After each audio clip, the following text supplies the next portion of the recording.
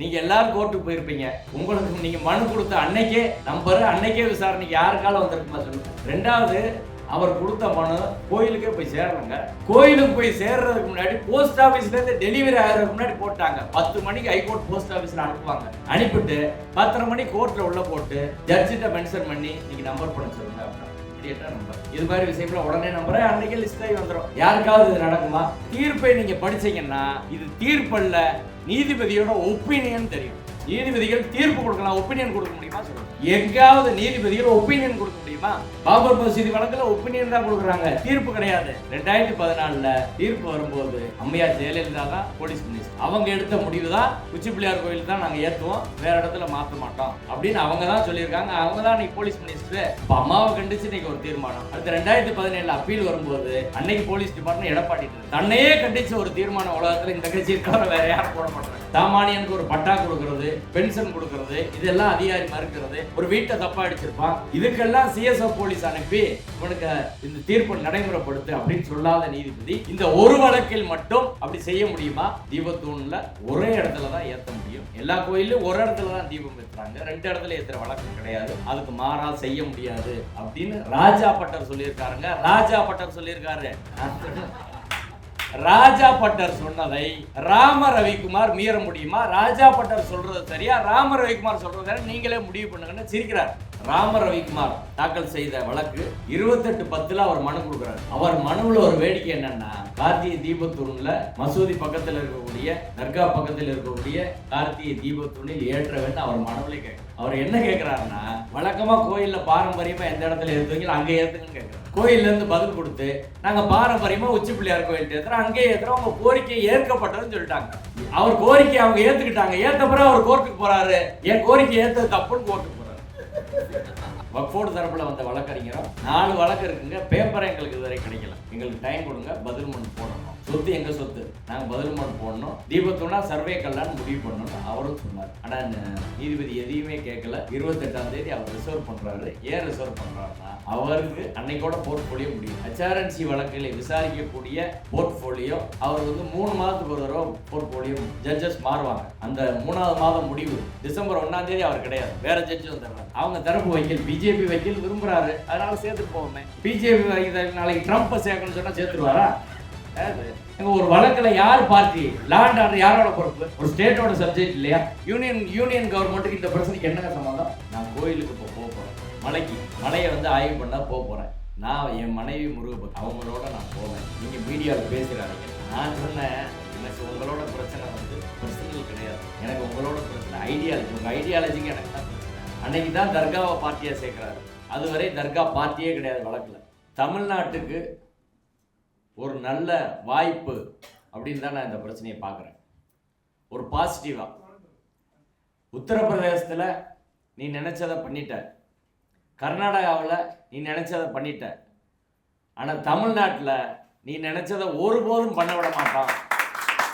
இந்த சவாலை நாங்கள் நேருக்கு நேராக எதிர்கொள்கிறோம் அப்படின்றதா தமிழ்நாடு அவர்கள் கொடுக்குற செய்தி இன்னைக்கு பாராளுமன்றம் வரை எதிரொலித்திருக்கிறது. இப்போ இது நம்மளுக்கு ஒரு சேலஞ்சு தான், அது பாசிட்டிவான சேலஞ்சு தான். இப்படி வந்தால் தான் தமிழ்நாடும் சுறுசுறுப்பாக இருக்கும். எங்கெங்க இருந்தோ ஃபோன் பண்ணி யாரோ வேலை பார்த்து அந்த ஆவணங்கள்லாம் எங்கெங்கன்னு தெரியல, 4 தலைமுறைக்கு தோண்டி எடுத்த மாதிரி அத்தனை எடுத்து 82, 81 வக்கீல்லாம் பார்க்காத அத்தனை டாக்குமெண்ட்டும் சோசியல் மீடியாவில் எல்லா மக்களும் உலகம் முழுவதும் உள்ள தமிழர்கள் இல்லையா எல்லாரும் பேசுகிறாங்க. இப்போ இந்த தமிழ்நாட்டோட ஒரு 2000 வருஷ பாரம்பரியம், அதே போல் மிக முக்கியமாக தமிழ்நாட்டுக்கு தந்தை பெரியாரால் கிடைத்த கல்வி, பெரியார் காமராஜரால் கிடைத்த கல்வி என்பது இன்னைக்கு நம்மளுக்கு அது மிகப்பெரிய அளவு இந்த போராட்டத்தில் கை கொடுக்கிறது அப்படின்றது முக்கியமான விஷயம். கல்ஃப்ல இருந்து இந்த நாள் ஒரு மீட்டிங், அங்கே வேலை பார்க்குற அங்கே இருக்கிறவங்க எல்லாரும் பேசுகிறாங்க, நம்ம பேசுகிறத விட அதிகமாக பேசுகிறாங்க. அவ்வளோ விஷயங்களை உன்னிப்பாக தமிழ்நாட்டில் இருக்கவங்க கூட பார்க்காம விட்டுருவாங்க.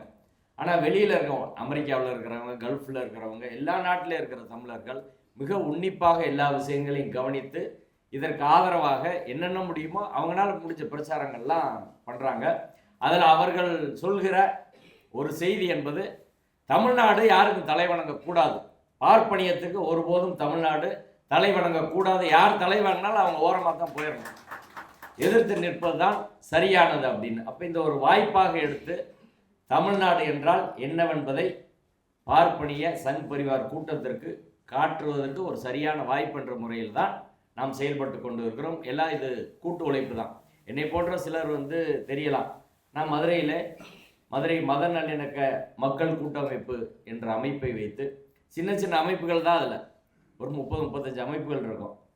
எல்லா தோழர்களும் அன்றாட வேலைக்கு போயிட்டு அப்படி இருக்கிறக்கூடியவங்க தான். அவர்கள் இணைந்து தான் இந்த பிரச்சனையை கிட்டத்தட்ட 1.5 ஆண்டுகள் களத்தில் விடாமல் அவர்களை சமமாக ஃபைட் பண்ணிட்டு வந்திருக்கிறோம். அப்போ ஐடியாலஜி சரியாக இருந்தால், ஒரு சின்ன கூட்டம் இருந்தால் கூட இவர்களை எதிர்கொள்ள முடியும் என்பதற்கான ஒரு உதாரணம் தான் மதுரை மத நல்லிணக்க மக்கள் கூட்டமைப்பு. இந்த அனுபவம் என்பது, இந்த போராட்ட அனுபவம் தமிழ்நாடு முழுவதும் விரிவுபடுத்தப்பட வேண்டும். எல்லா ஊர்லேயும் அதுபோல ஒரு கூட்டமைப்பு எல்லோரும் ஒருங்கிணைந்து செயல்படுவது என்பது இனி வருங்காலத்தின் தேவையாக இருக்கிறது. அதை இந்த போராட்ட அனுபவத்தின் மூலமாக நாம் புரிந்து கொள்வோம். இப்போ அடுத்து நம்ம சப்ஜெக்டுக்குள்ளே வந்தால், முதல்ல நீதிபதி ஜிஆர் சாமிநாதன் அவர்கள் இந்த வழக்கை ஒரு 2 வாரத்துக்கு முன்னாடி தான் எடுத்து விசாரிக்கிறாரு. அவர் விசாரணை செய்து நீதிமன்றத்துக்கு முதல் நாள் வருகிற போது, ஏன் நீங்கள் கார்த்திகை தீபம் ஏற்ற வேண்டியதானே அப்படின்னா, கோயில் அரசாங்கம் மறுக்கிறாங்க. யாரை பார்த்து பயப்படுறீங்க, எதுக்கு பயப்படுறீங்க அப்படின்னு முதல்ல கேட்டு, அவர் கேட்டதான் பத்திரிகையில் செய்தி வந்துச்சு, இல்லைன்னா தெரிஞ்சிருக்காரு. யாரை பார்த்து பயப்படுறீங்க அப்படின்னு அவர் கேட்டார். அடுத்து நம்ம கேஸுக்குள்ளே போயிட்டோம். யாரை பார்த்து பயப்படுறாங்க எல்லாரும் அப்படின்றத அவங்களுக்கு தெரிஞ்சிருச்சு. மக்கள் பிரதிநிதியாக யார் வராங்களோ அவங்கள பார்த்து தான் பயப்படுறாங்க. இல்லைன்னா நிறைய அரசு அதிகாரிகள் உள்கூட்டு வச்சிருக்கிறாங்க. அது ஒரு சிக்கலான விஷயம்தான். இப்போ அந்த வழக்கு விசாரணை அவர் எடுத்த உடனே மதுரை மத நல்லிணக்க கூட்டமைப்பின் சார்பாக தலைமை நீதிபதிக்கு ஒரு புகார் அனுப்புகிறோம். அந்த புகாரில் ஏற்கனவே இப்பிரச்சனை தொடர்பாக, கார்த்திகை தீபம் தொடர்பாக 2 நீதிபதிகள் அமர்வு தீர்ப்பளித்திருக்கிறது. 2 டிவிஷன் பெஞ்ச் தீர்ப்பு இருக்கு, 2 சிங்கிள் ஜட்ஜ் பெஞ்ச் தீர்ப்பு இருக்கு. 1996 ஒரு ஜட்ஜு தீர்ப்பு இருக்கு. மொத்தம் இதில் கார்த்திகை தீபம் தொடர்பாக மட்டும், மற்றபடி சொத்து பிரச்சனை, அதற்கப்புறம் ஆடு கோழி வெட்டக்கூடாது, சிக்கந்தர் மலைன்னு கூப்பிடக்கூடாது, இப்படி பல்வேறு வழக்குகள் இருக்கு. அதெல்லாம் ஒரு பக்கம் இருக்கட்டும். கார்த்திகை தீபம் தொடர்பாக மட்டும், தீபம் ஏற்றுவது தொடர்பாக மட்டும் 5 தீர்ப்புகள் இதுக்கு முன்னாடியே இருக்கு. நம்மளுக்கு தெரிஞ்சு இன்னும் எத்தனை இருக்குன்னு தெரியல. இதில் 2 தீர்ப்பு 2 நாளைக்கு முன்னாடி நைட் 12 மணிக்கு தான் கிடைச்சு. அதுக்கு முன்னாடி கிடைக்கல. ஏன்னா அதில் கோயில், அரசாங்கம், சங் பரிவார அமைப்பு, இவங்க 3 பேர் தான் இருக்கிறாங்க. அவங்க வெளியில் சொன்னால் தான் தெரியும். தர்கா கூட இல்லை. இப்போ அவங்க நிறைய வெளியில் சொல்ல மாட்டாங்க. இப்போ நம்ம தான் ஒவ்வொன்றையும் எடுத்து வெளியில் கொண்டு வர வேண்டியது இருக்குது. இப்போ இந்த 5 தீர்ப்புலையும் எல்லா தீர்ப்புமே நீதிபதி 6வது தீர்ப்பு நீதிபதி ஜிஆர் சாமிநாதன் அவர்கள் கொடுத்தது. இந்த 5 தீர்ப்புமே அவர்களுக்கு எதிராக தான் இருக்கு. இப்போ 5 தீர்ப்பை புறக்கணித்து ஒரு நீதிபதி வழக்கை விசாரிக்கிறார். இதுக்கு எதிராக தலைமை நீதிபதிக்கு நம்ம புகார் கொடுக்குறோம். புகார் கொடுத்துட்டு வழக்கு விசாரணைக்கு முதல் நாள் ப்ரெஸ் மீட் வைக்கிறோம். மதுரையில் என் ஆஃபீஸில் தான் ப்ரெஸ் மீட் வைக்கிறோம். ப்ரெஸ் மீட் வச்சு தலைமை நீதிபதி கொடுத்த கடிதத்தை வெளியிடுறோம். நீதிபதி ஜிஆர் சாமிநாதன் அவர்கள் இந்த வழக்கை விசாரிக்கக்கூடாது, தலைமை நீதிபதி ஏற்கனவே 2 நீதிபதிகள் தீர்ப்பு கொடுத்துருக்கிறதுனால 3 நீதிபதிகள் அமர்வுக்கு இந்த வழக்கை மாற்ற வேண்டும் அப்படின்னு கோரிக்கை வச்சு கொடுக்குறோம். அதுக்கு தலைமை நீதிபதி எந்த நடவடிக்கை எடுக்கலை. அடுத்த நாள் வழக்கு வருகிறது. அந்த வழக்கில் அனைத்து சாதி அர்ச்சகர் மாணவர் சங்கம் ரங்கநாதன் சார்பில் இது கோயிலோட நடைமுறை தொடராது என்பதால் ஆகமம், வேதம் எல்லாத்தையும் படித்து இருக்கக்கூடிய அரசால் அங்கீகரிக்கப்பட்ட அர்ச்சகர் என்ற முறையில் நாங்கள் இந்த வழக்கில் போகிறோம். ஏன்னா ராமர் ரவிக்குமார் அந்த பெட்டிஷனர், அவருக்கான அது மாதிரியான கோயில் தொடர்பான எந்த தேதி அவர் கிடையாது. அர்ச்சகர் என்ற முறையில் நாங்கள் வழக்கில் இம்ப்ளீட் ஆகிறோம். இம்ப்ளீட் ஆகி போய் பேசுகிற போது எல்லா ஆர்கியூமெண்ட்டையும் கேட்டு என்கிட்ட வராரு. என் மேலே கண்டெம்ட் எடுத்த பிறகு இன்றைக்கி தான் நான் போகிறேன் கோர்ட்டுக்கு, அவர் கோர்ட்டுக்கு. நிறைய வக்கீல்கிட்ட கேட்டேன், நான் வரல, நீ வரல, நாங்கள் போக மாட்டோம் அப்படின்னு எல்லாருமே மறுத்துட்டாங்க. ஒரு நீதிமன்றத்தில் நிலைமையை பாருங்கள். ஒரு நீதிமன்றத்தில் ஒரு நீதிபதி விரும்பாத வழக்கை ஃபீஸ் கொடுத்தா கூட அங்கே பேசுகிறதுக்கு முதல்ல ஆள் கிடையாது. நான் போய் பேசின பிறகு சரி இவங்களுக்குள்ள ஒரு பெரிய பிரச்சனை இல்லை போல அப்படின்னு தான் அடுத்தடுத்து வராங்க. அதுக்கு முன்னாடி வரை அப்படியே பயந்துக்கிட்டே தான் இருந்தாங்க, யாரும் வரமாட்டேன்ட்டாங்க. இப்போ நான் போய் அன்னைக்கு உட்காந்துருக்கிறேன், 2:15 மணிக்கு வழக்கு வந்தோடனே என்னை பார்த்தாரு, ஒன்றும் சொல்லலை. மற்றவங்கெல்லாம் கேட்டுட்டு வந்துட்டு அடுத்து எஸ் வாஞ்சிநாதன் பேசுங்கன்னாரு. நான் எந்திரிச்சு வழக்கில் உள்ள விஷயங்களை பேசினேன். அதாவது இதில் அடிப்படையில் ரெஸ் ஜுடிகேட்டா முன் தீர்ப்பு தடை, ஏற்கனவே இதே பொருள் கொண்ட வழக்கை நீதிமன்றம் எடுத்து ஒரு சிங்கிள் ஜட்ஜ் எடுத்து அதில் தீர்ப்பு சொல்லியிருந்தால் கூட இன்னொரு சிங்கிள் ஜட்ஜ் அதை விசாரிக்க முடியாது. நீங்கள் உங்களுக்கு அந்த தீர்ப்பில் சந்தேகம் வருதுன்னா டிவிஷன் பெஞ்சுக்கு அனுப்பணும், அதை தலைமை நீதிபதிக்கு அனுப்பி அவர் தான் பெஞ்ச் முடிவு பண்ணணும். அதை சட்ட மொழியில் சொன்னால் கன்ஸ்ட்ரக்டிவ் ரெஸ் ஜுடிகேட்டா என்று சொல்வார்கள். கன்ஸ்ட்ரக்டிவ் ரெஸ் ஜுடிகேட்டா அப்படின்னா ஒரு வழக்கு ஏற்கனவே இப்போ கார்த்திகை தீபம் ஏற்றுவது தொடர்பாக, மலை உச்சியில் ஏற்றுவது தொடர்பாக ஒரு வழக்கு 1996 2014 போடப்படுது. 2014 சுப்பிரமணியன் ஒருத்தர் வழக்கு போடுறாரு. அவர் கோரிக்கை என்ன? இப்போ உச்சி பிள்ளையார் கோயில் பக்கத்தில் நீங்கள் அந்த இடங்களை புரிஞ்சுக்கணும். இது 3 இடம் இருக்குது. ஒரு 300 வருடங்களாக திருமண நாயக்கர் காலத்திலிருந்து ஏற்றக்கூடிய இடம், கார்த்திகை தீபம் ஏற்றக்கூடிய இடம் என்பது கருவறை, முருகன் கோயில் கருவறைக்கு நேர் மேலே இருக்கக்கூடிய உச்சி பிள்ளையார் கோயில் பக்கத்தில் இருக்கக்கூடிய தீபத்தூண் என்று சொல்லக்கூடிய இடத்துல தான் 300 வருஷமாக ஏற்றிக்கிட்டு இருக்காங்க. அதற்கான கல்வெட்டு இருக்கிறது, அதற்கான பதிவுகள் இருக்கிறது, சான்றுகள் இருக்கிறது. கோயில் அதுதான் சொல்கிறாங்க, கோயிலோட ஸ்தானிகர்கள் அதுதான் சொல்கிறாங்க, எல்லாரும் அதுதான் சொல்கிறாங்க. இன்னொரு இடம் இவங்க சொல்கிறது குதிரை சுனைன்னு ஒரு இடத்த கேட்குறாங்க. அடுத்து தர்கா பக்கத்துலன்னு கேட்குறாங்க. இந்த குதிரை சுனை தர்கா அருகில் உள்ள மலை உச்சி, இது 2 தான் இதுவரை அவங்க கேட்டு வந்தது. 2 வாரத்துக்கு முன்னாடி புதுசாக தான் தீபத்தூண் அப்படின்ற விஷயமே வருது. அதுக்கு முன்னாடி தீபத்தூண்ன்றதே கிடையாது.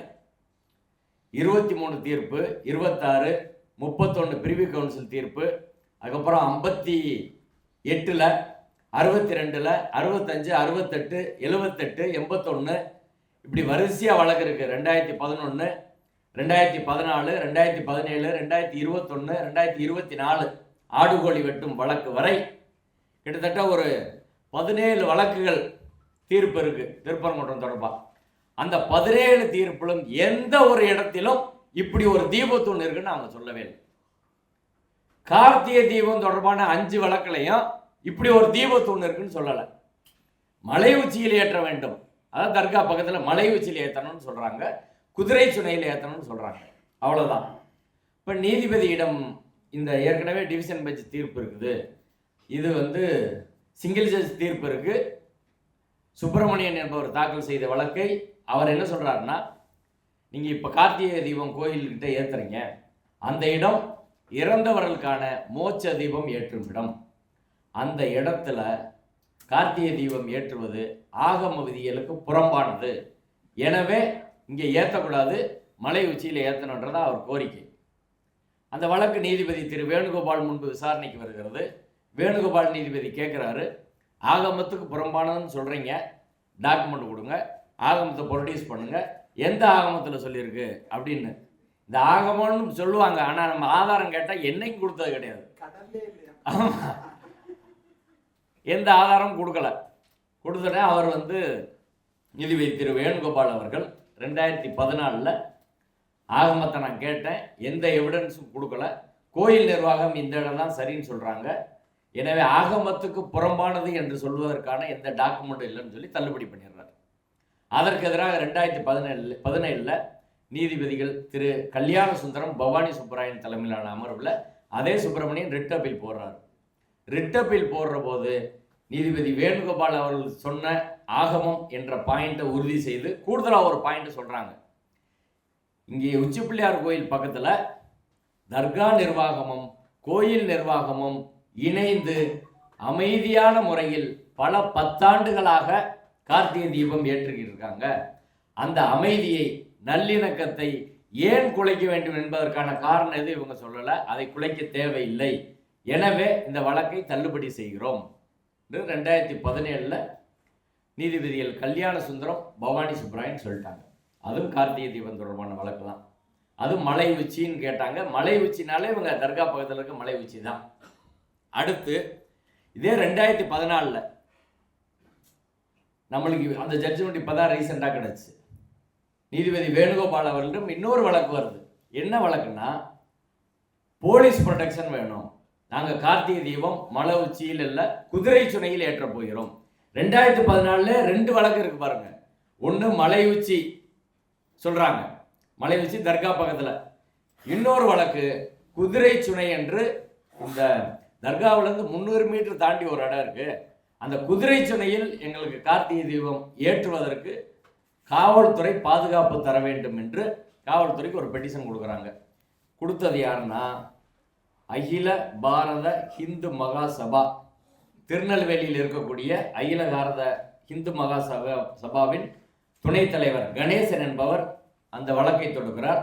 அந்த வழக்கு நம்பர் ரிட் பெட்டிஷன் நம்பர் 19-371/2014, 4/12/2014 நீதிபதி திரு வேணுகோபால் அவர்கள் தீர்ப்பு சொல்கிறார். அந்த தீர்ப்புல ரொம்ப முக்கியம் என்னன்னா, 1923 அன்னைக்குள்ள மதுரை சார்பு நீதிமன்ற நீதிபதி ராம் ஐயர் கொடுத்தது, அதான் ஃபர்ஸ்ட் கேஸ்.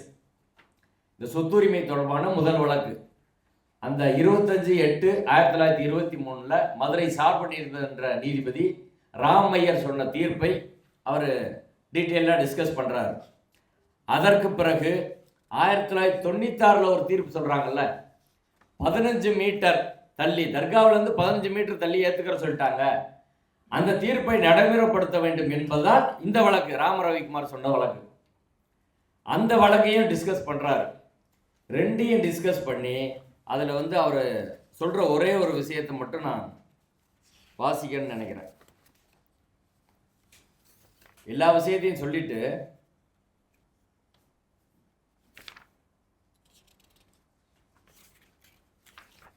நீதிபதி கடைசியா 32 பாரா இருக்கு, 30வது பாரால சொல்றார். எல்லா விஷயத்தையும் சொல்லிட்டு என்ன சொல்றார், that apart it is to be noted that no religion prescribes that prayer should be performed by disturbing the peace of others, and in fact others' rights are also required to be honored and respected in the considered opinion of this court. இவர் நீதிபதியா, இப்ப தீர்ப்பு கொடுக்குறவங்க நீதிபதியா சொல்லுங்க? மற்றவங்களை disturb பண்ணி நீ ஒரு மத வழிபாட்டு சடங்கு நடத்தணுமா? அப்படி நடத்தலாமா? அது சரியா? மற்றவங்க உரிமையை மதிக்கிறது அப்படின்றதுதான் ஒரு மதத்துல ஒரு சரியான ஒரு நடைமுறை. உண்மையிலே ஆன்மீகவாதி என்ன நினைப்பாங்க, அதை நீதிமன்றம் சொல்லி இந்த வழக்கையும் தள்ளுபடி பண்றாங்க. இந்த வழக்குல இன்னொரு முக்கியத்துவம் என்னன்னா, இவங்க 2005 ஒரு பீஸ் கமிட்டி இருக்கு, தர்காவே ஒத்துக்கிட்டாங்கன்னு ஒன்று சொல்றாங்கல்ல, அந்த பொய் இந்த வழக்கில் உடைக்கப்படுகிறது. இந்த வழக்குல பேரா 15 25/11/2014 நடைபெற்ற சமாதான கூட்டத்தில் எடுக்கப்பட்ட முடிவுகள். திருப்பரங்குன்றத்தில் 5/12/2014 சென்ற ஆண்டில் தீபம் ஏற்றும் இடமான உச்சி பிள்ளையார் கோயில் மண்டபத்தில் கடந்த ஆண்டுகளைப் போல இந்த ஆண்டும் திருக்கார்த்திகை தீபம் ஏற்ற வேண்டும் என தீர்மானிக்கப்பட்டது. இது முதல் தீர்மானம், ஆர்டிஓ முன்னாடி நடந்த மீட்டிங், எல்லா தரப்பும் சேர்ந்து. ரெண்டாவது, அடுத்து வரும் ஆண்டில் மலை உச்சியில் உள்ள தீபத்தூணில் தீபம் ஏற்றும் வகையில் 1996 உயர்நீதிமன்ற தீர்ப்பின்படியும் இந்து முன்னணி மற்றும் பாரதிய ஜனதா கட்சியினர் மற்றும் பக்தர்களின் கோரிக்கை தொடர்பாகவும் அரசுக்கு 1 மாத காலத்திற்குள் தெரிவித்து ஒரு குழு அமைத்து மாவட்ட ஆட்சித்தலைவர் மூலமாக இந்து சமய அறநிலையத்துறை ஆணையருக்கும் அரசு செயலருக்கும் அறிக்கை அனுப்பி அரசின் முடிவின்படி நடந்து கொள்வது என தீர்மானிக்கப்பட்டது. இது 2014. 2005 ஒத்துக்கிட்டாங்கன்னா 2014 நீங்க குழு போடணும்னு சொல்றீங்க. இந்த பீஸ் கமிட்டி ப்ரொசீடிங்ஸை பொறுத்தவரை நீதிபதி திரு GR சாமிநாதன் அவர்கள் தீர்ப்பே மிக தெளிவா இருக்கு. பீஸ் கமிட்டிக்கு லீகலா என்ஃபோர்ஸ் பண்ண முடியாது. சமாதான கூட்டத்தில் ஒரு முடிவு எடுக்கிறாங்கன்னு வைங்க, அதை சட்ட உரிமையாக பீஸ் கமிட்டி உங்களுக்கு புது உரிமை எதையும் கொடுத்துறாரு. நீங்களா கோர்ட் தீர்ப்பு ஒன்று இருக்கு, இல்லை கோயில் நடைமுறை ஒன்று இருக்கு, அதிகாரிகள் கூடி 2 தரப்பு முடிவுன்னு சொல்லி இங்கே இதை மாற்றிக்கங்க அப்படின்னு முடிவு பண்ணால் அது செல்லுமானா செல்லாது. நீதிமன்றத்தில் அதை ஏற்க மாட்டார்கள். அதுக்கு சட்ட ரீதியான அங்கீகாரம் கிடையாது. பார்ட்டியை விரும்பினா ஏற்றுக்கலாம். நீ இந்த மீடியேஷன் அனுப்புவாங்க கோர்ட்டில். மீடியேஷனில் பார்ட்டியை விரும்பினா மீடியேஷன் பண்ணிக்கலாம். ஹஸ்பண்ட் ஒய்ஃபு நீங்கள் போய் பேசி முடிச்சு சும்மா வாழுங்க அப்படின்னு. அவங்க விரும்பினா பண்ணல, இல்லைன்னா கேஸ் திரும்ப வந்து நடத்தலாம் அப்படின்றது தான். அதே போல தான் இந்த சமாதான கூட்டம். அதனால் 2005 ஒரு 7 பேர் பிஜேபி இந்து முன்னணியை சேர்ந்தவர் கையெழுத்து போட்டிருக்காங்க. தர்காவிலிருந்து சீல் இல்லாமல் ஒரு கையெழுத்து இருக்குது. அது யார் கையெழுத்துன்றது தர்கா டிஸ்பியூட் பண்ணுறாங்க. இது ஒரு பிரச்சனை. இப்போ அந்த பீஸ் கமிட்டியை வச்சு அவர்கள் செய்கிற ஒரு வித்தை என்பது எடுபடாது. 2014 தீர்ப்பில் அந்த விஷயம் சொல்லப்பட்டு இருக்கிறது, கமிட்டி போடுறதுன்னு. ஆனால் அதுக்கப்புறம் அது நடக்கலை. இப்போ இந்த 2014 தீர்ப்பு, 2014 2 தீர்ப்பு இருக்குது. ஒன்று ஆகம சுப்பிரமணியன் என்பவர் போட்டது, இன்னொன்று கணேசன் போட்டது. இந்த 2 தீர்ப்பையும் நீதிபதிகிட்ட இருக்குது அப்படின்னு சொல்லி கன்ஸ்ட்ரக்டிவ் ரெஜுடிகேட்டா அப்படின்னா, நீங்கள் ஏற்கனவே ஒரு வழக்கில் ஒரு பிரச்சனை தீர்க்கப்பட்டு மறுபடியும் அந்த வழக்கு பிரச்சனையை ரீஎஜிடேட் பண்ணக்கூடாது. ரீஎஜிடேட் வெதர் டைரக்ட்லி ஆர் இன்டைரக்ட்லி ரெண்டுமே பண்ணக்கூடாது. ஒரு வழக்கில் ரெஜுடிகேட்டனா முன் தீர்ப்பு தடை, ஏற்கனவே அந்த வழக்கு விசாரிக்கப்பட்டு தீர்மானிக்கப்பட்டு விட்டது.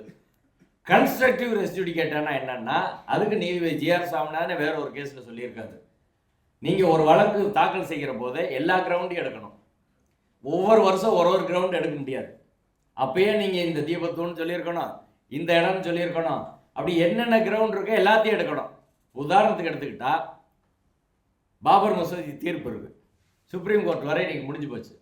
இப்போ இஸ்லாமியர்கள் தரப்பில் நாங்கள் 2-3 கிரவுண்டை மறந்துட்டோம், அந்த இடம் மாற்றி போட்டோம், சர்வே நம்பரை மாற்றி போட்டோம், அதனால புதுசாக இன்னொரு கேஸ் போடுறோம் அப்படின்னு தொடங்கி நான் 1லேருந்து தொடங்கி இப்போ வர முடியுமா சொல்லுங்கள்? நீதிமன்றம் ஏற்றுக்கிறோமா? காஷ்மீர் பிரச்சனையில் தீர்ப்பு சொல்லிடுச்சு கோர்ட்டு. காஷ்மீர் பிரச்சனையில் நாங்கள் ரிட் ஃபைல் பண்ணும்போது சிலதை விட்டுட்டோம் அப்படின்னு சொல்லி ஒரு வழக்கு போட்டு அதை இன்னொரு நீதிபதி எடுத்து ஆமாம்மா அதில் சிலதை விட்டுட்டாங்க, அந்த தீர்ப்பு இந்த தீர்ப்பு அதில் கேட்காத சில கோரிக்கை இதில் இருக்குது, அதனால் அந்த நீதிபதி தீர்ப்பு செல்லாது அப்படின்னு ஒரு நீதிபதி சொன்னால் சுப்ரீம் கோர்ட் ஏற்றுக்கிறோமா? அதுதானே ஜிஆர் சாமிநாதன் செஞ்சார்.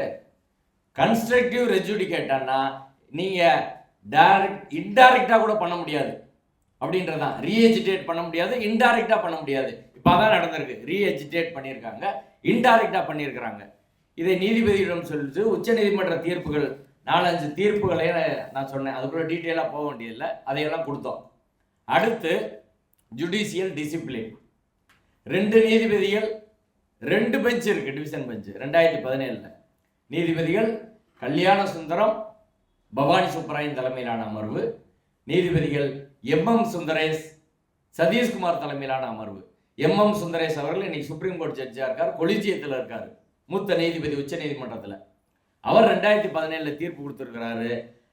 அந்த தீர்ப்புலையும் 2 பேர் என்ன சொல்றாங்கன்னா, அதான் போலீஸ் ப்ரொடெக்ஷன் கேட்ட தீர்ப்பு. வேணுகோபால் அவர்கள் தீர்ப்பை வாசிச்சாங்களா, இதன் பேரில் அப்பீல். அந்த அப்பீலில் சுந்தரேஷ் பெஞ்சில் வருது. அவங்க என்ன சொல்றாங்கன்னா, கோயில் நிர்வாகம் எதனால் முடிவு பண்ணிக்கோங்க, ஆனால் அப்படி முடிவு செய்கிற போது லா அண்ட் ஆர்டர், சமூக நல்லிணக்கம், மத நல்லிணக்கம் என்பதை மனதில் வைத்து நீங்கள் முடிவு பண்ணணும், வேற எதுவும் பண்ணக்கூடாது என்று இந்த தீர்ப்பை உறுதி செய்கிறார்கள். அதுக்கு அப்பீல் போல, கல்யாண சுந்தர பெஞ்சுக்கு அப்பீல் போல. அப்படின்னா என்ன? இன்னைக்கு உச்ச நீதிமன்ற தீர்ப்பு போல இட் அட்டைன்ஸ் ஃபைனாலிட்டி. அது இறுதியாக தீர்ப்பு. நீங்கள் அப்பீலே போலன்னு வைங்க, இறுதி தீர்ப்பு அது. இன்னைக்கு உச்ச நீதிமன்ற தீர்ப்பு போலதான் அதை பார்க்கணும். இப்படி 5 தீர்ப்புகள் இருக்கு. இந்த 5 தீர்ப்பை மீறி நீதிபதி ஜிஆர் சாமிநாதன் செயல்படுறாரு. அவர்கிட்ட நான் இதே கொடுத்து ஜுடிஷியல் டிசிப்ளின் அப்படின்னு சொல்லி நான் சொன்னேன். சொல்லிட்டு ஒரு தீர்ப்பு மட்டும் வாதித்தேன். இப்போ அவர் சொன்னார், ஏன் அந்த கரூர் எச்சிலை சாப்பிட்ற கேஸ் இருக்குல்ல, அந்த ஜட்ஜ்மெண்ட்டை கொடுங்க, அதில் தானே நல்லா கிளாஸ் எடுத்திருக்காங்க, ஜுடிஷியல் டிசிப்ளின்னா என்ன அப்படின்னு என்கிட்ட கேட்டார். ஏன்னா அந்த வழக்கில் நான் தான் அப்பீல் போட்டு அவர் உத்தரவு செட்டில்டாச்சு, அவர் தீர்ப்பு ரத்து செய்யப்பட்டது. நான் சொன்னேன், இல்லை டிவிஷன் பெஞ்ச் வேணாம், நான் சுப்ரீம் கோர்ட் ஜட்ஜ்மெண்ட்டே தரேன். ஒரு ஜட்ஜ்மெண்ட் படிச்சுட்டேன், மற்றதெல்லாம் படித்து உங்களை சங்கடத்தை உண்டாக்க விரும்பல, நான் கையில் கொடுத்துறேன், நீங்களே சேம்பரில் படிச்சுக்கோங்க அப்படின்னு ஒரு 3 தீர்ப்பை கையில் கொடுத்துட்டு அதுக்கப்புறம் மற்ற பாயிண்ட்ஸ் எல்லாம் பேசுகிறோம். முக்கியமாக என்ன சொல்கிறோம்னா 2 விஷயம். ஒன்று, டிஸ்பியூட்டர் கொஸ்டின் ஆஃப் ஃபேக்ட் அப்படின்றத ரிட்டில் முடிவு பண்ண முடியாது. அந்த தூண் தீபத்தூணா, கார்த்திகை தீபத்தூணா, சர்வே தூணா, இதை ரெட் பெடிஷனில் முடிவு பண்ண முடியுமானா முடிவு பண்ண முடியாது. அந்த இடம் யாருக்கு சொந்தம்? தர்கா எங்களுக்கு சொந்தம்ன்றாங்க, கோயில் எங்களுக்கு சொந்தம்ன்றாங்க. 2021 தர்கா சார்பில் ஒரு வழக்கு போடுறாங்க. நீதிபதி திரு இளங்கோவன் முன்பாக அந்த வழக்கு விசாரணைக்கு வருகிறது. அந்த வழக்கில் தர்காவை எங்களை மெயின்டைன் பண்ணுறதுக்கு விடுங்க என்று சொல்லும் வழக்கில் இந்த பிரச்சனை எல்லை பிரச்சனை வருது. இப்போ கோயில் தரப்பில் ஆஜரான வழக்கறிஞர் என்ன சொல்கிறாருன்னா, இது ரொம்ப காலமாக இந்த பிரச்சனை இருக்குது, எனவே அரசாங்கம் ஒரு சர்வேரை நியமித்து அளந்து அவங்கவுங்க எல்லையை குறிக்கணும். எல்லையை குறிக்கணும்னா எந்த எல்லையை குறிக்கிறது அப்படின்றது பிரச்சனை இருக்குது. 1923 நடந்த வழக்கு என்பது நெல்லித்தோப்பு என்ற ஒரு பகுதிக்கு மட்டும்தான். அந்த தீர்ப்பில் நெல்லித்தோப்பு, அதில் உள்ள மண்டபம், தர்கா, கொடிமரம், தர்கா இருக்கக்கூடிய மொத்த மலை உச்சியும் தர்காவுக்கு சொந்தம்.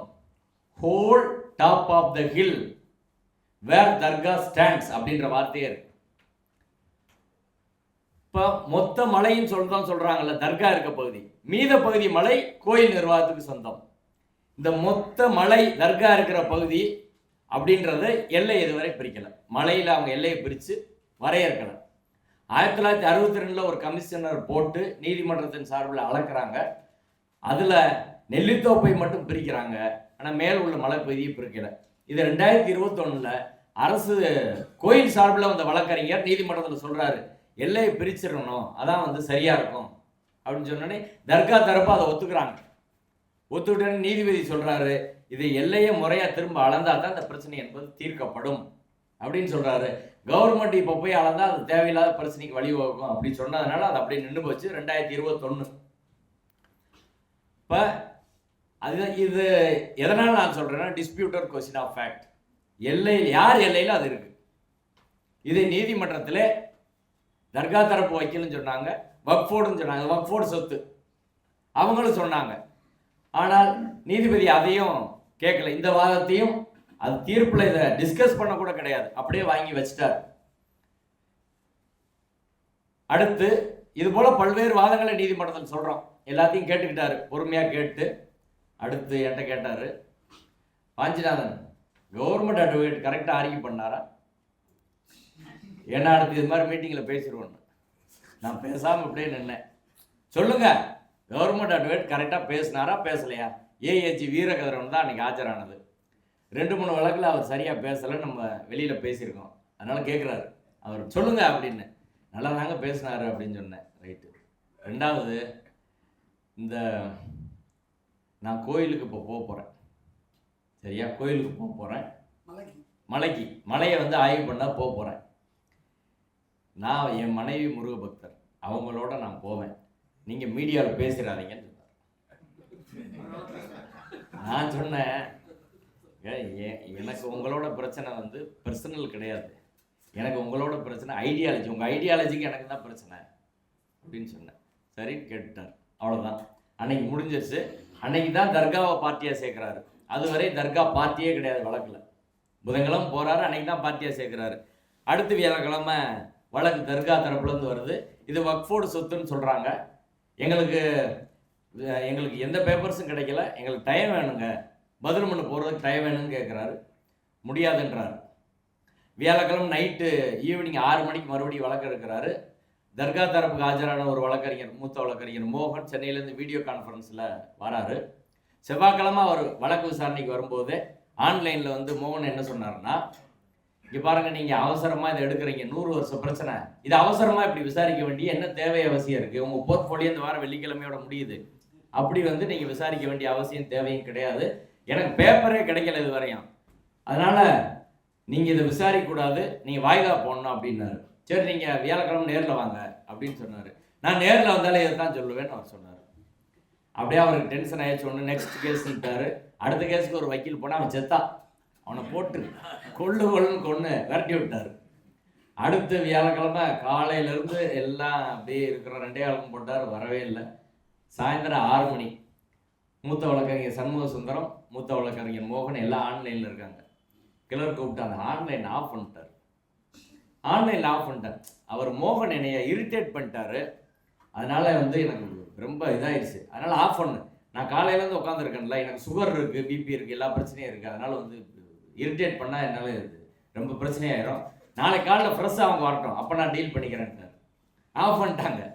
ஆஃப் பண்ணிட்டு அப்புறம் அடுத்த நாள் மோகன் நேரம் வந்தார். வந்து உங்களுக்கு அநேகமாக நீ இப்போ சுகர் லெவல் கரெக்டாக இருக்குன்னு நினைக்கிறேன் அப்படின்னு. அதனால் காலையில் நீங்கள் உற்சாகமாக வேற கொஞ்சம் இருப்பீங்க, அதனால் இப்போ பேசலான்னு நினைக்கிறேன் அப்படின்னு சொல்லி பேசினார். பேசி அவர் என்ன, தினமரில் ஒரு செய்தி வந்திருக்கு, நீதிபதி இப்படி தான் தீர்ப்பு கொடுப்பாரு, அதுக்கப்புறம் கோயிலில் அங்கே போய் தீபம் ஏற்றிடலான்னு சொல்லியிருக்கிறாங்க, தினமலரில் சொல்லியிருக்காங்க. நான் ஒன்றும் சொல்லலை, அப்படி தான் என்னவோ தெரியல, எங்களுக்கு டைம் கொடுங்க அப்படின்னு அவர் கேட்டார்.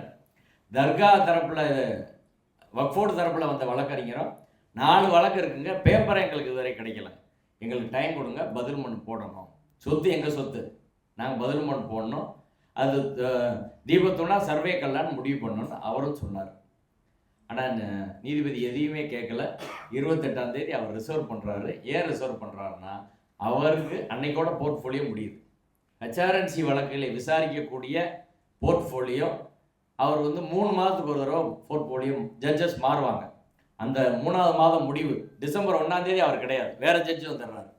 அப்போ 28ஆம் தேதி அவர் முடிச்சாகணும். இதையும் மோகன் சொல்கிறாரு, எங்கள் காலண்டர் எப்போங்க வந்துச்சு, கார்த்திகை என்னைக்குன்னு அவனுக்கு தெரியும்ல, ராம ரவிக்குமாருக்கு கார்த்திகை டிசம்பர் 3ஆம் தேதி வரும்னு சொல்லி 1 வருஷத்துக்கு முன்னாடியே அவனுக்கு தெரியும்ல, சித்திரை மாதத்துக்கு முன்னாடியே காலண்டர் வந்துடுது, வருஷம் பங்குனிலே வந்துடுது.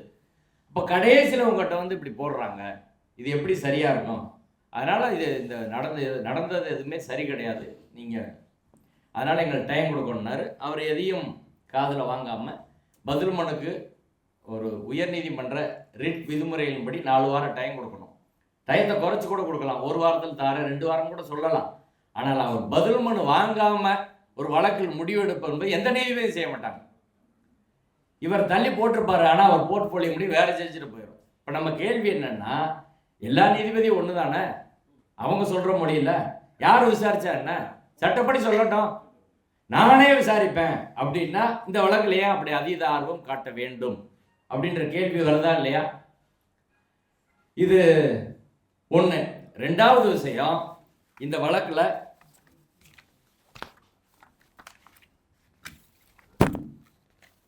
ராம ரவிக்குமார் தாக்கல் செய்த வழக்கு 28/10 அவர் மனு கொடுக்குறாரு. அவர் மனுவில் ஒரு வேடிக்கை என்னன்னா, தீபத்தூணில், கார்த்திகை தீபத்தூணில் மசூதி பக்கத்தில் இருக்கக்கூடிய, தர்கா பக்கத்தில் இருக்கக்கூடிய கார்த்திகை தீபத்தூணில் ஏற்ற வேண்டும் அவர் மனுவிலே கேட்கல. அவர் என்ன கேட்குறாருன்னா, வழக்கமாக கோயிலில் பாரம்பரியமாக எந்த இடத்துல ஏற்றுவீங்களோ அங்கே ஏற்றுங்கன்னு கேட்குறாரு. கோயிலேருந்து பதில் கொடுத்து, நாங்கள் பாரம்பரியமாக உச்சி பிள்ளையார் கோயில்கிட்ட ஏற்றுறோம், அங்கேயே ஏற்றுறோம், உங்கள் கோரிக்கை ஏற்கப்பட்டதுன்னு சொல்லிட்டாங்க. அவர் கோரிக்கை அவங்க ஏற்றுக்கிட்டாங்க. ஏற்ற பிறகு அவர் கோர்ட்டுக்கு போகிறாரு, என் கோரிக்கை ஏற்றது தப்புன்னு கோர்ட்டுக்கு போகிறாரு. அந்த வழக்கு தான் தீர்ப்பு. அவர் கோரிக்கையை ஏற்றுக்கிட்டாங்க, நாங்கள் அதை படித்தே காட்டணும். முதல் நாள் வரும்போது கவர்மெண்ட் தரப்பில் நாங்கள் எல்லாரும் படிச்சுக்கணுங்க. பாருங்கள், பெட்டிஷன் போட்டவர் ராம ரவிக்குமார், அவர் என்ன சொல்லியிருக்காரு, கார்த்திகை தீபத்தூண் எங்கேயாலும் சொல்லியிருக்காரா, தர்கா பக்கத்தில் ஏற்றுக்கன்னு சொல்லியிருக்காரா? எதுவுமே சொல்லலை. பாரம்பரியமாக எந்த இடத்துலையோ அந்த இடத்துல ஏற்றுங்க. இங்கிலீஷில் வேற இருக்குது, அவருக்கு இங்கிலீஷ் தெரியாது, இப்போ யார் எழுதுனான்னு தெரியல. அப்போ ஒரு கேஸை கூட முறையாக தயார் பண்ண அளவுக்கு தான் வீக்காக இருக்கா ஆர்எஸ்எஸ் அப்படின்னு நம்மளுக்கு தெரியல. இதான் ஒரு பெட்டிஷன், பாரம்பரியமாக ஏற்றும் இடத்துல. அப்போ கோயில் என்ன சொன்னால், அவர் சொன்னது தான் நாங்கள் செஞ்சுருக்கோம், இது எதுக்கு அவர் கோர்ட்டுக்கு வராரு அப்படின்னு கேட்டாங்க. அப்போ இப்படி ஒரு பிரச்சனை வந்து போச்சா, இது அப்பீல்னு போனால் வெளியில் வேற பேசுவாங்க அப்படின்னு என்ன பண்ணுறாங்கன்னா, அரசு பாட்டின்னு ஒருத்தரை தயார் பண்ணி 17/11 ஒரு பெட்டிஷன் கொடுக்குறாங்க. கோயில் இந்த தர்கா பக்கத்தில் ஏற்றணும் அப்படின்னு 17/11 ஒரு பெட்டிஷன் கொடுத்து 17/11 நீதிமன்றத்தில் ஃபைல் பண்ணுறாங்க. 17/11 இதெல்லாம் முதல் விசாரணைக்கு அப்புறம் அவர்கள் வழக்கில் ஆமாம் ஹெச்ஆர்என்சிக்கு பெட்டிஷன் கொடுத்துட்டு 17/11 அவர் ரிட் பெட்டிஷன் நம்பர் ஆகி அன்னைக்கே அவர் வந்து விசாரிக்கிறார்.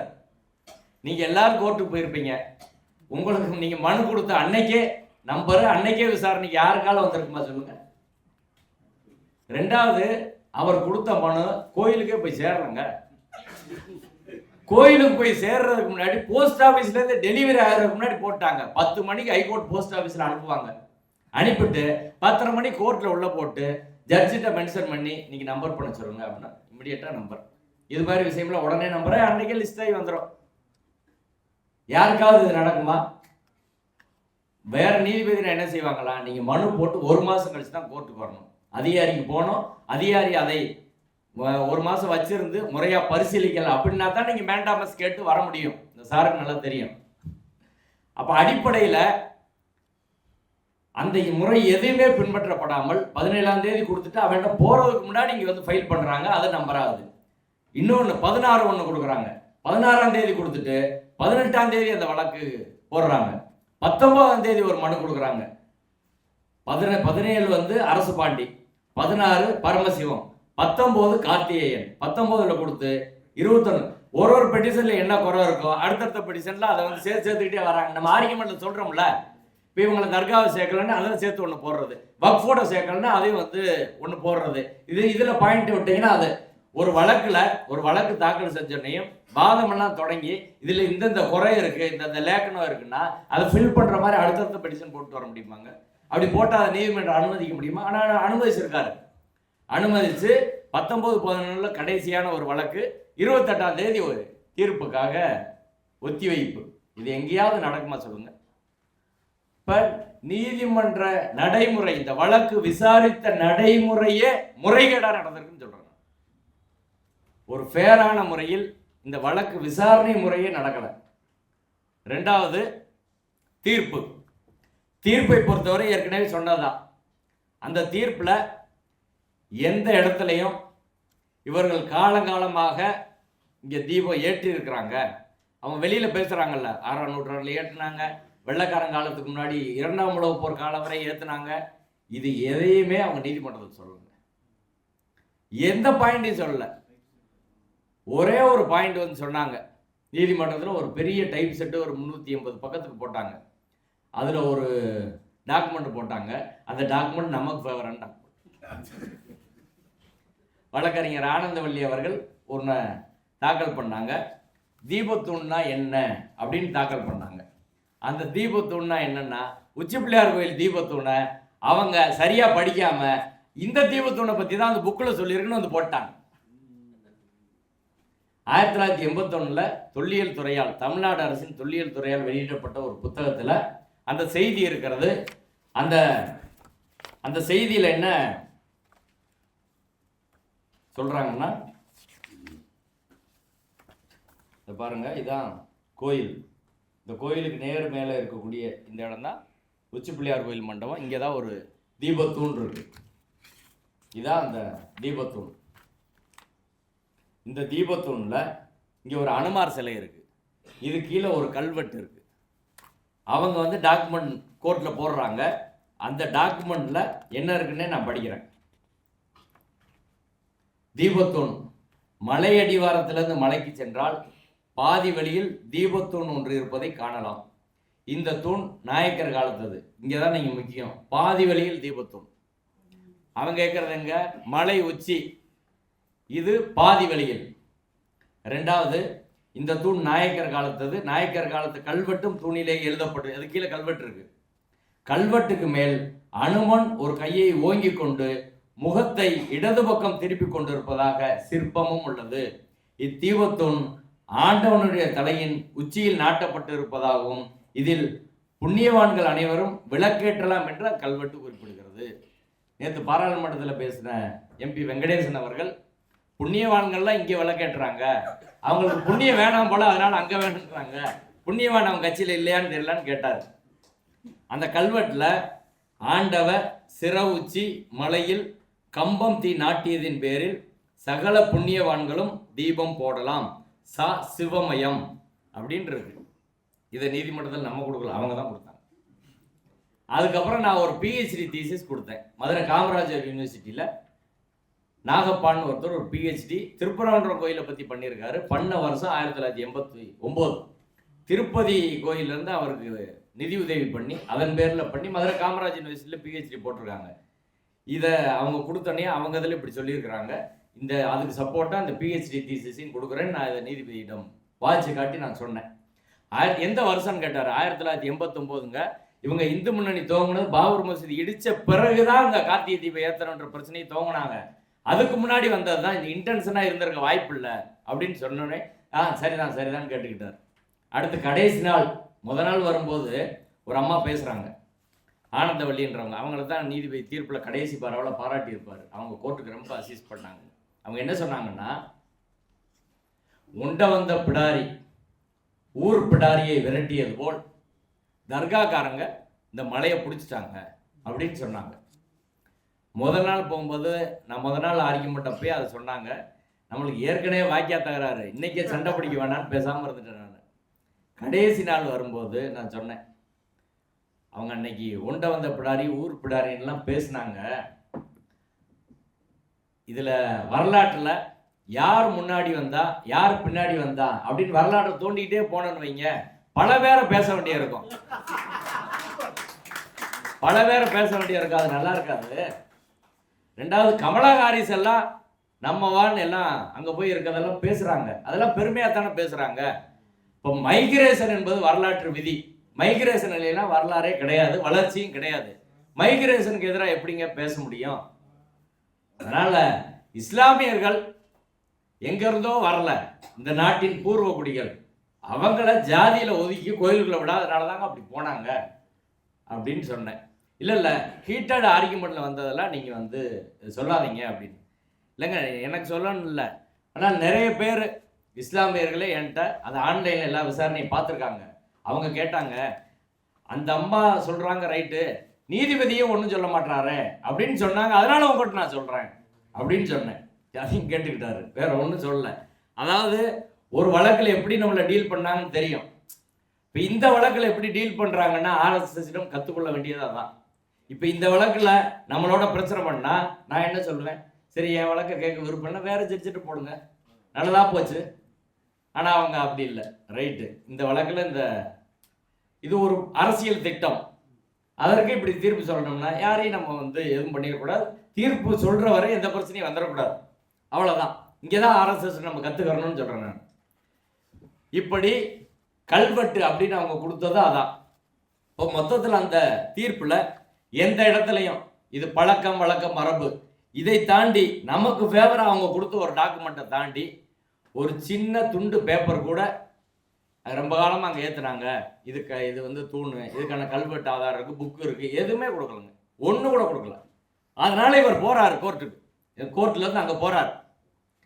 அன்னைக்கு அந்த இவர் என்கிட்ட சொல்லி முடிச்சனையும் அவங்க ராம ரவிக்குமார் தரப்பு வழக்கறிஞர் அருண் சுவாமிநாதன் என்பவர் கேட்குறாரு, லார்ட்ஷிப் நாங்கள் உங்களோட கோயிலுக்கு வரோம் அப்படின்னு. அவர் சொல்கிறாரு, யார் வர வேணாம், நான் மட்டும் தனியாக போகிறேன், கவர்மெண்ட் அட்வொகேட் ஜேம்ஸ் நீங்கள் ரெடி பண்ணுங்க, பாதுகாப்பு எனக்கு ஏற்பாடு பண்ணுங்க, நான் வந்துடுறேன், யார் வரக்கூடாதுன்னு சொன்னார். அடுத்த நாள் தர்காவுக்கு வந்த வழக்கறிஞர் பிரபுராஜதுரை என்ன சொன்னார்னா, எங்களெல்லாம் கூப்பிடாம போனது தப்பு, எல்லா தரப்பு வைக்கலையும் கூப்பிடாம நீங்களே போயிட்டு வந்தா அது எதிர்ப்பு எப்படிங்க சட்டப்படி சரி, நீங்கள் பார்த்துட்டு வந்ததை நீங்கள் தீர்ப்பில் எழுதுனீங்கன்னா நாங்கள் எப்படி பதில் சொல்ல முடியும்? கோர்ட்லேருந்து ஒரு அட்வொகேட் கமிஷனர் போடுங்க, அவர் போய் பார்த்தாருன்னா நாங்கள் கூட போவோம், அவர் ரிப்போர்ட் போடுவார், நாங்கள் 2 பேரும் அப்ஜெக்ஷன் போடுவோம், அதான் முடிவு பண்ண முடியும். இது சிவில் கேஸ் கிடையாதுங்க, நீங்களா பார்த்து ஒன்று அப்படி எழுத முடியாது. அப்படி போனால் கூட எல்லாரையும் கேட்டு போனோம். நீங்கள் போகிற அன்னைக்கு தர்கா அந்த வழக்கில் இல்லவே இல்லை, வக்ஃபோடு இல்லை, பிறகு எப்படி எங்களுக்கு தகவல் சொல்லாமல் நீங்களா போகிறது சட்டப்படி எப்படி செல்லும் அப்படின்னு அவர் கேட்டார். அதனால தீர்ப்பில் நான் போய் பார்த்தேன், அது தீபத்தூண் மாதிரி இருந்துச்சு, இப்படி வட்டமாக இருந்துச்சு அப்படின்ற இதுதான் அவர் சொல்றாரு, அவ்வளோதான். அதில் தீர்ப்பில் வேற ஒன்றும் கிடையாது. அந்த தீபத்தூணை பற்றி அவர் சொல்றது அவர் என்ன சொல்றாரு, அதில் ஓப்பன் கால் கொடுத்தேன் நான் அப்படின்னு எழுதுறாருங்க. ஓப்பன் கால் கொடுத்தேன், வக்கீல்களை வராததை போல ஒரு நீதிபதி எல்லாரும் வாங்கன்னா யாராலும் போகாம இருப்பாங்களா சொல்லுங்க? எல்லா தரப்பும் வரணும்னா அவங்கவுங்க கட்சிக்காரங்க போகலன்னா விடுவாங்களா? ஹச்ஆர்என்சி வக்கீல் இருக்காங்க, கலெக்டருக்கு வக்கீல் இருக்காங்க, அன்னைக்கு கூட தர்கா கிடையாது, நான் இருக்கிறேன் அர்ச்சகர் மாணவர் சங்கம் சார்பில், அந்த சைடு இருக்கிறாங்க ராம ரவிக்குமார் தரப்புல. நீதிபதி சொல்லி யாராலும் போகாமல் இருப்பாங்களா? அது கோர்ட்லேருந்து அவர் அப்படியே கிளம்புற, நாங்களும் சேர்ந்தானே போயிருப்போம். ஆனால் நீதிமன்றத்தில் யாரும் வரக்கூடாது என்று சொல்லிவிட்டு, ஆனால் தீர்ப்பில் நான் ஓப்பன் கால் பண்ண யார் வரலன்னு எழுதுறாரு. இது முழுக்க சிசிடிவியில் பதிவாயிருக்கு, நீதிமன்ற சிசிடிவியில் பதிவாயிருக்கு. ஆன்லைனில் அன்னைக்கு பார்த்து அத்தனை பேரும் பார்த்துருக்குறாங்க. ஆனால் அப்பட்டமாக ஒரு தீர்ப்பில் பொய் எழுத முடியுமான்னு எனக்கு தெரியல. இது எப்படி சரியா இருக்கும் அப்படின்னு. இதெல்லாம் தீர்ப்பை படிக்கிற ஒரு 10 வருஷம் 20 வருஷம் 50 வருஷம் கழிச்சு படிக்கிறவங்களுக்கு எப்படிங்க தெரியும்? யாருக்கும் தெரியாது. அப்போ ஒரு தவறான ஒரு பதிவை நீதிபதி இப்படி செஞ்சுட்டு போனா இது சுப்ரீம் கோர்ட்டுக்கு போய் முடிகிறப்ப இன்னும் ஒரு 15 வருஷம் ஆகும். யாராலும் சொன்னா தான். ரெண்டாவது தீர்ப்புல எழுதல, சிசிடிவி ஃபுட்டேஜ் இப்ப நம்ம கேட்டா கொடுக்க மாட்டாங்க. அப்படின்னா எப்படி இதை நிரூபிக்கிற சொல்லுங்க? இருக்கிற ஆள் சொன்னா தான். இப்ப இந்த விசாரணை முறை அப்படின்றத இதுல முழுக்க முழுக்க முறைகேடா நடந்திருக்குது அப்படின்னு தான் நான் சொல்றேன். அது clear case of article 21 violation. அதாவது இயற்கை நீதினு சொல்லுவாங்க. நீங்க கசாப்பை தூக்குல போட்டாலும் அவனுக்கு ஒரு டிஃபென்ஸ் வச்சு, கசாப்புன்றது நான் ஒரு உதாரணத்துக்கு சொல்றேன், அவர் பண்ணாரா இல்லையான்ற வேலை, இவங்க இட்டு கட்டினாங்களான்றது வேற. யாரா இருந்தாலும் நீங்கள் சொன்ன யாரோ ஒரு தேசத்துக்கு எதிராக மிகப்பெரிய குற்றம் செய்த நபரா இருந்தாலும் கூட அவருக்கு முறையா சார்ஜ் ஃப்ரேம் பண்ணி அவருக்கு ஒரு கவுன்சில் வச்சு ட்ரையல் நடத்தி சாட்சி ஏற்றி அப்புறம் தானே முடிவு பண்ண முடியும். இப்ப தர்காவையும் வக்ஃபோடையும் கேட்காமலே, அதாவது இந்த நாட்டில் இஸ்லாமியர்ல கேட்க வேண்டியதில்லை போல, மற்றவங்களால் கேட்கணும், இஸ்லாமியர்ல கேட்க வேண்டியதில்லைன்னு சொல்லி நீதிபதி அவர்கள் முடிவு செய்து தீர்ப்பு எழுதியிருக்கிறார். அந்த தீர்ப்புல எந்த இடத்துலையும் பழக்க வழக்கம்னே சொல்லலை. அவர் எப்படி வராருன்னா, பழக்கம் வழக்கம் மரபுன்னா, இதுக்கு முன்னாடி ஆடு கோழி வெட்டுற பிரச்சனை வந்துச்சு. 3 நீதிபதிகள் 2 நீதிபதிகள் என்ன சொன்னாங்க, தர்கா தரப்புல இருந்து நாங்கள் 100 வருஷமா வெட்டிக்கிட்டு இருக்கோம்னா நீங்கள் 100 வருஷம் வெட்டுறீங்கன்னா 1920க்கு முன்னாடி உங்களுக்கு அந்த பழக்கம் இருந்துச்சுன்னு சிவில் கோர்ட்டில் போய் நிரூபிச்சுக்கோங்க, இங்கே டிஸ்பியூட்டட் கொஸ்டின் ஆஃப் ஃபேக்ட் எல்லாம் நாங்கள் இங்கே பேச முடியாதுன்னு சொன்னாங்க. இந்த தீர்ப்பை நான் அவர்கிட்ட கொடுத்தேன். 3 நீதிபதிகள் இதே திருப்பரங்குன்ற மலை தொடர்பாக தீர்ப்பு சொல்லியிருக்கிறாங்க. அதுல ஆடுகோழி வெட்டுவது எங்க பழக்கம் தர்கா சொல்கிற போது, தர்கா சிவில் கோர்ட்டுக்கு போனோம்னா ராம ரவிக்குமார் எங்க போனோம்னு கேட்டார். ராம ரவிக்குமார் எங்க போனோம், அவர் என்ன சொல்றாரு, எங்க பழக்கம்னு சொல்றாங்க. ரொம்ப 6ஆம் நூற்றாண்டுல இருந்துச்சு, வெள்ளையர் காலத்துக்கு முன்னாடி இருந்துச்சு, ஆதாரம் கொடுக்கல, ஆனா பொதுவில் சொல்ற போது சொல்றாங்கன்னா அவரும் சிவில் கோர்ட்டுக்கு தானே போனோம். இதே திருப்பரங்குன்ற மலை தொடர்பான ஒரு பிரச்சனை. அடுத்து இன்னொன்று முக்கியமான ஒரு விஷயம் என்னன்னா, இந்த பிரச்சனையில ஆர்எஸ்எஸ், பிஜேபி, சங் பரிவார அமைப்புகள், அண்ணாமலை எல்லாரும் சொல்றது என்னன்னா, ஏன் தர்கா ஒன்றும் பேசாம இருக்காங்க, முஸ்லீம்கள் பேசாம இருக்காங்க, மற்றவங்க எதுக்கு பேசுறீங்க? நாங்க தான் பேசுவோம். தர்காவுக்கு என்ன இதுல பிரச்சனை? இங்க பிரச்சனையே கோயில் நடைமுறை வெர்சஸ் சங் பரிவார அமைப்பு பிரச்சனை. அங்கதான் கோயில் என்ன சொல்லுது, கோயிலோட தலைமை அர்ச்சகர் ராஜா பட்டர், ராஜா திருப்பரங்குன்றம் கோயில் ராஜா பட்டரும் பிள்ளையார்பட்டி பிச்சை குருக்களும், இவங்க 2 பேர் தான் தமிழ்நாட்டில் ஆன்மீக தலைவர்கள். அவங்க சைடில் ஹெச்ஆர்என்சிக்கு அவங்க தான், எல்லாருக்கும் அவங்க தான். தமிழ்நாடு முழுக்க இருக்கிற பல ஆயிரம் கும்பாபிஷேகங்கள் பல கோடி ரூபாய் இவர்களுக்கு கொடுக்கப்பட்டு இவங்க தான் நடத்துறாங்க. எல்லாத்துக்கும் இவங்க தான் நேரம் குறிப்பாங்க. இதே நீதிபதி ஜிஆர்எஸ் அவர்கள் ஓப்பன் கோர்ட்ல ராஜா பட்டர் ஒன்று சொல்லிட்டாருன்னா அதான் ஃபைனல், அதை யாரும் மீற முடியாதுன்னு சொல்லியிருக்காரு. நான் இதில் சொன்னேன், இதில் ராஜா பட்டர் ஒரு இன்டர்வியூ கொடுத்துருக்கிறாரு பிபிசி தமிழுக்கு. அதில் என்ன சொல்லியிருக்காருன்னா, கருவறைக்கு நேர் மேலே இருக்கக்கூடிய தீபத்தூணில் ஒரே இடத்துல தான் ஏற்ற முடியும், எல்லா கோயிலும் ஒரு இடத்துல தான் தீபம் ஏற்றுறாங்க, 2 இடத்துல ஏற்றுற வழக்கம் கிடையாது, அதுக்கு மாறா செய்ய முடியாது அப்படின்னு ராஜா பட்டர் சொல்லியிருக்காருங்க. ராஜா பட்டர் சொல்லியிருக்காரு. ராஜா பட்டர் சொன்னதை ராம ரவிக்குமார் மீற முடியுமா? ராஜா பட்டர் சொல்றது சரியா, ராம ரவிக்குமார் சொல்றது நீங்களே முடிவு பண்ணுங்கன்னு சிரிக்கிறார். இப்போ கோயில் ஒரு நடைமுறை சொல்லுது, கோயில் ஆகமப்படியோ எங்க பழக்க வழக்க மரபுப்படியோ நாங்க இப்படிதான் பண்ணுவோம் கோயில் சொல்லுது. கோயிலுக்கு முரணா சங் பரிவார அமைப்புகள் சொல்லுது. இப்ப என்ன பிரச்சனை ஆகி போச்சுன்னா, நம்மளுக்கு ஒரு சங்கடமான சூழ்நிலை, வருஷம் பூரா அந்த ஆகமத்தை எதிர்த்துட்டு இப்ப இங்கிட்டு நின்று அது அவங்களே சொல்லிட்டாங்க கோர்ட்ல, இப்பயாவது வாங்கினா அந்த ஆகமத்துக்கு ஆதரவா பேசுறாங்க.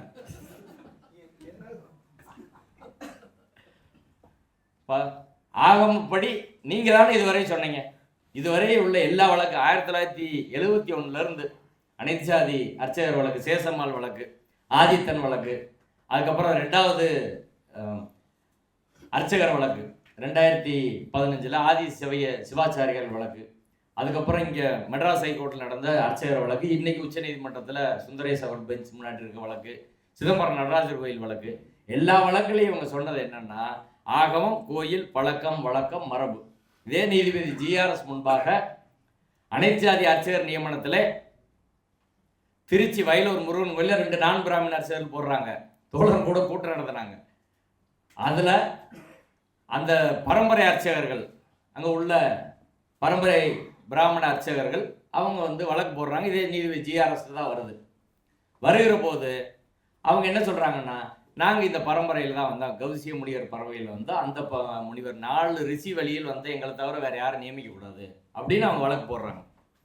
இப்போ வாதம் வருகிறது. முதல்ல ஏஆர்எல் சுந்தரேசன் மூத்த வழக்கறிஞர், இன்னைக்கு சென்ட்ரல் கவர்மெண்ட் அட்வொகேட்டாக இருக்கார். அவர் சொல்கிறாரு, யாராவது முறையாக படித்து தகுதியாக இருக்காங்களோ அவங்களாம் கருவறைக்குள்ளே போகலாம் அப்படின்னு. இப்போ ஜிஆர்எஸ் கேட்குறாரு, to you know I am Smartha Brahmin, even I will not enter the sanctum சாங்டம்.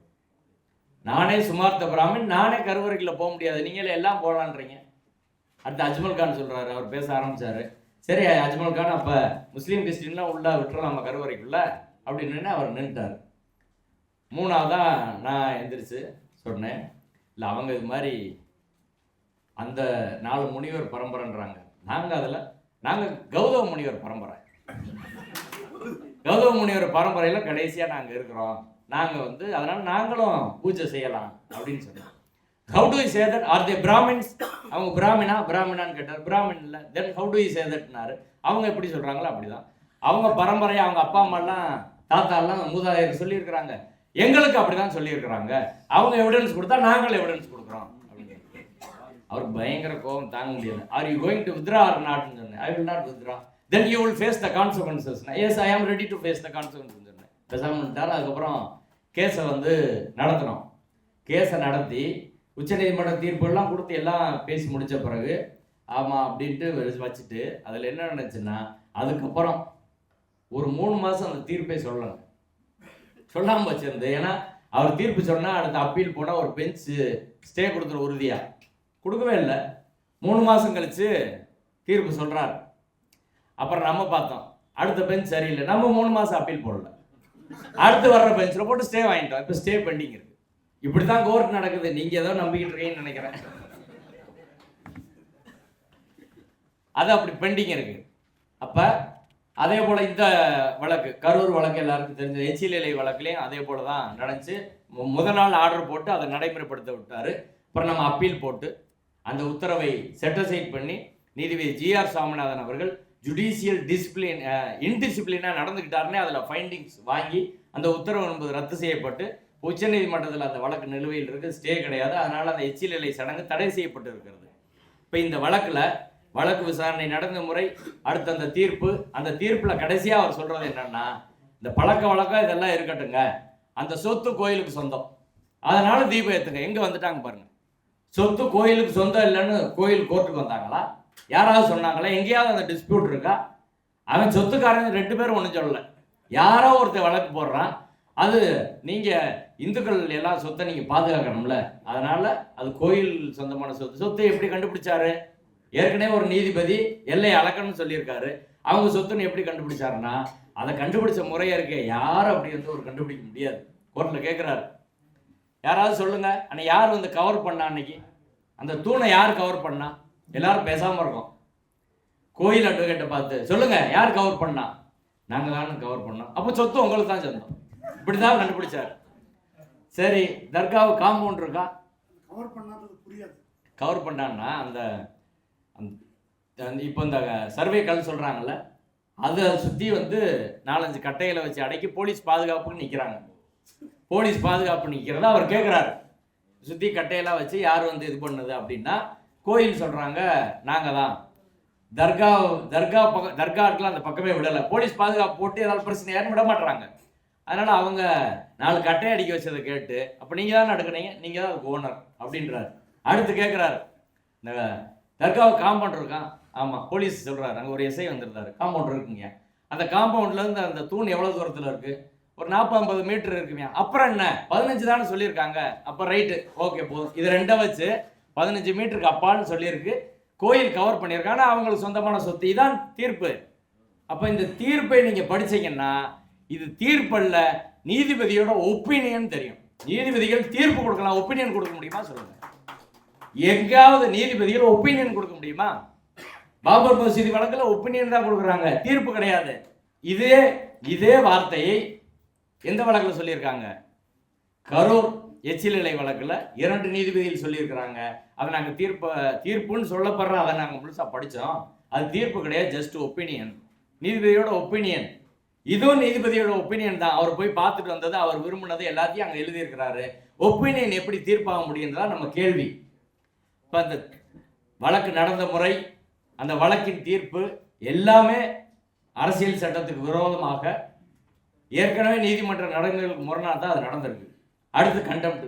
அது கண்டெம்ட் 1ஆம் தேதி ஆர்டருங்க. 1ஆம் தேதி ஆர்டரு. அன்னைக்கு அவர் போர்ட்ஃபோலியோ கிடையாது, ஆனால் ரிசர்வ் பண்ணி வச்சதுனால ஆர்டர் போடுறாரு. என்ன சொல்கிறார்? 3ஆம் தேதி போய் தீபம் ஏற்றன்னு சொல்கிறார். 3ஆம் தேதி எப்போ தீபம் ஏற்றணும்? பொதுவாக 6 மணிக்கு. 6 மணி 12:45 அவர் கோர்ட்டில் போய் ராமரவிக்குமார் வழக்கறிஞர் மென்ஷன் பண்ணுறாரு. மற்றவங்களுக்கு யாருக்கும் தெரியாது. மென்ஷன் பண்ணி கண்டெம்ட் பண்ணிட்டாங்க அவங்க. அப்படியா? உடனே கேஸை நம்பர் பண்ணி போடுங்க அப்படின்னு போட்டு 5 மணிக்கு விசாரணைக்கு எடுக்கிறார். அரசு தரப்புலேருந்து வர சொல்லி சொல்கிறாரு. அரசு தரப்பு ஏஐஜி ரவீந்திரன் சொல்கிறாரு, அந்த நேரமே என்ன வரல, 6 மணி தானே டைம், அதுக்கு முன்னாடியே கண்டெம்ட் ஃபைல் பண்ண முடியுமா? நாங்கள் கண்டெம்ட் கமிட் பண்ணிட்டோன்னு எப்படி முடிவுக்கு வரீங்க அப்படின்னு கேட்குறாரு. ஓ அப்படியோ, சரி 6:05 போடுறேன். 6:05 போட்டு 6:05 வந்தார். ராமரவிக்குமாரை மட்டும் கேட்டார். கேட்டு என்ன அவங்க ஏற்பாடு பண்ணல, அங்கே ஏற்றிட்டாங்க, இங்கே ஏற்றலையா, ரைட், கடன்னு சொல்லி உடனே ஆர்டர் சொல்லி சிஎஸ்எஃப் போலீஸை கூப்பிட்டு நீங்கள் போங்க அப்படின்னு. அதுக்கு முன்னாடி பிஜேபிக்காரன் அங்கே 200-300 பேர் திரண்டு அங்கே பெரிய சண்டையை உருவாக்கி போலீஸ் அடித்து மண்டையை உடைச்சிட்டான். அப்போ அங்கே கலவரம் வந்ததுனால 144 போட்டாங்க. 144 போட்ட சூழ்நிலை இவங்க போகிறாங்க. 144 இருக்கு, கலவர சூழ்நிலை இருக்கு, நாங்கள் பண்ண முடியாது அப்படின்னு சொல்லிட்டாங்க. சொல்ல முடியாதுன்னு அடுத்து அன்னைக்கு திருப்பி வந்துட்டாங்க. அடுத்த நாள் திரும்ப நீதிமன்றத்துக்கு வருது. திரும்ப வர்றபோது 144 போட்டீங்களோ? ஓ ரைட்டு, இங்கே வாங்க. யார்? கலெக்டரா? கலெக்டர் 144 144 நீங்கள் அப்படி போட முடியாது, கடன்னு கூப்பிட்டு 144 ரத்து பண்ணுறேன், இன்னைக்கு கமிஷனர் மறுபடியும் போய் ஏற்றுங்க. அடுத்து 3ஆம் தேதி ஒரு உத்தரவு, 4ஆம் தேதி ஒரு உத்தரவு, அடுத்து 5ஆம் தேதி திரும்ப வழக்கு போட்டு ரிப்போர்ட் பண்ணுங்கன்னு இப்படி இந்த கண்டெம்ட்ல உத்தரவு போட்டாரு. கடைசியா நேற்றைய தினம் கண்டெம்ட்ல இன்னொரு உத்தரவு போட்டிருக்கிறாரு. அந்த உத்தரவில் என்ன சொல்றாருன்னா, யூனியன் ஹோம் செக்ரட்டரியை பார்ட்டியா சேர்த்திருக்காரு. 2வது ADGP law and order, chief secretary 2 பேரும் 17ஆம் தேதி காணொலி காட்சியில முன்னாடி ஆஜராகணும். கன்னியாகுமரி மாவட்ட கலெக்டர் எஸ்பியும் உத்தரவு அமல்படுத்தலை, திண்டுக்கல் மாவட்ட கலெக்டர் எஸ்பியை உத்தரவு அமல்படுத்தலை. எல்லாம் கார்த்திகை தீபம், கோயில் பிரச்சனை, சர்ச்சு, முஸ்லீம் மசூதி, இப்படி தொடர்பான 3 வழக்கு எல்லாத்தையும் போட்டு இதெல்லாம் அவங்க செய்யலை. அதனால நீங்கள் ரிப்போர்ட் பண்ணுங்க, யூனியன் கவர்மெண்ட்டை நான் ரிப்போர்ட் கேட்பேன். அதே அவரை எப்படி சேர்க்கிறாரு? At the request of the petitioner wants to implead union home secretary. அவங்க தரப்பு வைக்கல், பிஜேபி வைக்கல் விரும்புறாரு, அதனால சேர்த்துட்டு போவோமே. பிஜேபி நாளைக்கு ட்ரம்ப்பை சேர்க்கணும்னு சொன்னா சேர்த்துருவாரா? ஒரு வழக்கில் யார் பார்ட்டி? லாண்ட் ஆர்டர் யாரோட பொறுப்பு? ஒரு ஸ்டேட்டோட சப்ஜெக்ட் இல்லையா? யூனியன் கவர்மெண்ட்டுக்கு இந்த பிரச்சனைக்கு என்னங்க சம்பந்தம்? மற்ற வழக்கிலே கலெக்டரும் இவங்களாம் கமிஷனர் பார்ட்டியே கிடையாது, சட்டம் தனியா இருக்கு. அந்த சட்டத்துக்கு உட்படுத்தா ஒரு நீதிபதி செயல்படணும். நீதிமன்ற அவமதிப்பு சட்டத்துல உத்தரவை அமல்படுத்தல. இது மாதிரி பல ஆயிரக்கணக்கான உத்தரவு அமல்படுத்தாம இருக்கு. ஜிஆர்எஸ் போட்ட உத்தரவே ஒரு 5000 உத்தரவு அமல்படுத்தாம, 1000 10,000 உத்தரவு அமல்படுத்தாம தான் இருக்கு. அவர் 1 லட்சத்துக்கு மேல உத்தரவு போட்டிருக்காதா, அவர் தான் ரிப்போர்ட் கார்டு ஒவ்வொரு வருஷம் போடுவார். அது ஒரு 10,000 கேஸ் அமல்படுத்தாம தான் இருக்கும். அந்த 10,000 கேஸ்ல எந்த கேஸுக்கும் இந்த இன்ட்ரெஸ்ட் காட்டல. அதுக்கு சாமானியனுக்கு ஒரு பட்டா கொடுக்கறது, பென்ஷன் கொடுக்கறது, இதெல்லாம் அதிகாரி மறுக்கிறது. ஒரு வீட்டை தப்பா அடிச்சிருப்பான், இதுக்கெல்லாம் சிஎஸ்எஃப் போலீஸ் அனுப்பி இவனுக்கு இந்த தீர்ப்பை நடைமுறைப்படுத்து அப்படின்னு சொல்லாத நீதிபதி இந்த ஒரு வழக்கில் மட்டும் அப்படி செய்ய முடியுமா?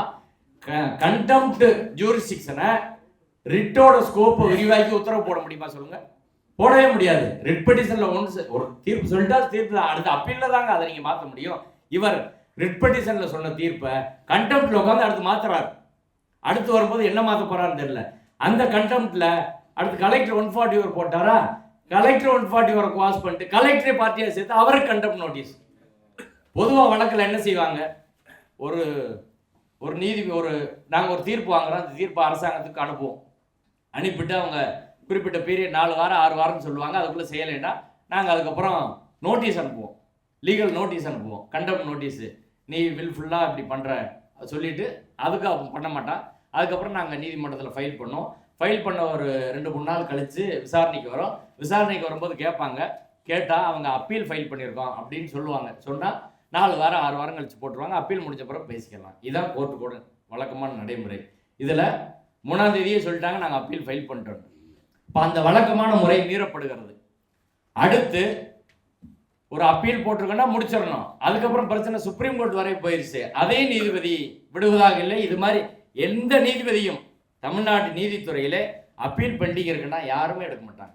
பெரும்பாலும் எடுக்கவே மாட்டாங்க. எல்லாருக்கும் அது தெரிஞ்ச நடைமுறை தான். அடுத்து இதுல சிஎஸ்எஃப் அனுப்புறாருங்க. சிஎஸ்எஃப் எதுக்கு வந்துச்சு? உயர்நீதிமன்ற பாதுகாப்புக்கு. அதுக்கு மத்திய தொழில் பாதுகாப்பு படை சட்டம் இருக்கு. அந்த சட்டத்துல பாதுகாப்புக்கு மட்டும்தான் அவங்களை பயன்படுத்தணும் இருக்கு. ஒரு சட்டத்தில் என்ன நோக்கத்திற்காக ஒரு படை உருவாக்கப்படுகிறது அதுக்கு தான் பயன்படுத்தணும். நீதிபதி வேற வேற வேலைக்கு பயன்படுத்த முடியுமா? ஹைகோர்ட் முன்னாடி ஒரு கொலை நடக்குது, சிஎஸ்எஃப் போலீஸ் போய் பிடின்னு சொல்ல முடியுமா? மதுரை அண்ணாநகர் இன்ஸ்பெக்டர் ஒரு கேஸை சரியா விசாரிக்கல, அதனால நான் சிஎஸ்எஃப் அனுப்புறேன் அப்படி சொல்ல முடியுமா? 2 பேர் பாதுகாவலுக்கு தமிழ்நாடு அரசு 2 போலீஸை ஜட்ஜு கொடுத்துருப்பாங்க.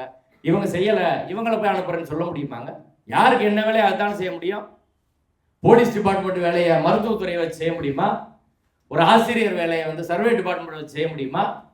ஆனால் தமிழ்நாடு போலீஸ் செய்ய வேண்டிய வேலை அது அரசியல் சட்டத்தில் செப்பரேஷன் ஆஃப் பவர் எஜுகேஷன் வேலை கவர்மெண்ட் ஸ்டேட்டுக்கு. நீதிமன்றத்துக்கு தனி படையா இருக்கு. ஏன் அரசியல் சட்டத்தை உருவாக்கும் போது அதை அப்படி வச்சாங்க? அதைத்தானே ஃபாலோ பண்ண. அதில் தானே அவர் உறுதிமொழி எடுத்திருக்காரு. இப்போ சிஎஸ்எஃப் அனுப்புனது உச்சபட்ச அத்துமீறல். ஒரு மாநில உரிமையின் மீதான இறையாண்மை மீதான மிகப்பெரிய தாக்குதல் அது. அடுத்த நாள் போடுறாரு, சரி நான் குவாஸ் பண்ணிட்டேன், மறுபடியும் கமிஷனர் போய் ஏற்றணும் அப்படின்னு திரும்ப அடுத்த நாள் போடுறாரு. அடுத்து இந்த உத்தரவு இவங்களெல்லாம் பார்ட்டியாக சேர்த்து இப்போ இந்த யூனியன் ஹோம் செக்ரட்டரியை சேர்த்தது எப்பன்னா இம்பீச்மெண்ட் மூவ் ஆனோன்னு சேர்க்குறாரு. இப்போ பாராளுமன்றத்தில் எனக்கு எதிராக நீ இம்பீச்மெண்ட் கொண்டு வரையா? ஓகே, நான் பார்த்துக்கிறேன். இந்த மாநிலத்தில் சட்டம் ஒழுங்கு சரி கிடையாது, கான்ஸ்டியூஷன் மெஷினரி செயலில் இருந்துருச்சுட்டு நான் சொல்ல போகிறேன். அதுக்கு சென்ட்ரல் கவர்மெண்ட்லேருந்து ரிப்போர்ட்டை வாங்குவேன், ரிப்போர்ட்டை வாங்கி உங்களை நெருக்கடி பண்ணுவேன். இப்படி செய்ய முடியுமா? இடி அப்படி வேலை செய்யுது, சிபிஐ அப்படி வேலை செய்யுது, எலெக்ஷன் கமிஷன் அப்படி வேலை செய்யுது, கோர்ட் அப்படி வேலை செய்யுது. நான் சொல்லல, நீதிபதி ஹரிபிரதாம் காலில் சொன்னார், நம்ம சொல்லக்கூடாது. நீதிபதிக்குள்ள சொல்லிக்கிறலாம், அவர் மேலே வேணா கண்டெப்ட் எடுக்கட்டும். நான் சொல்லல. அப்படி மக்கள் நம்புவாங்களா நம்ப மாட்டாங்களா சொல்லுங்க.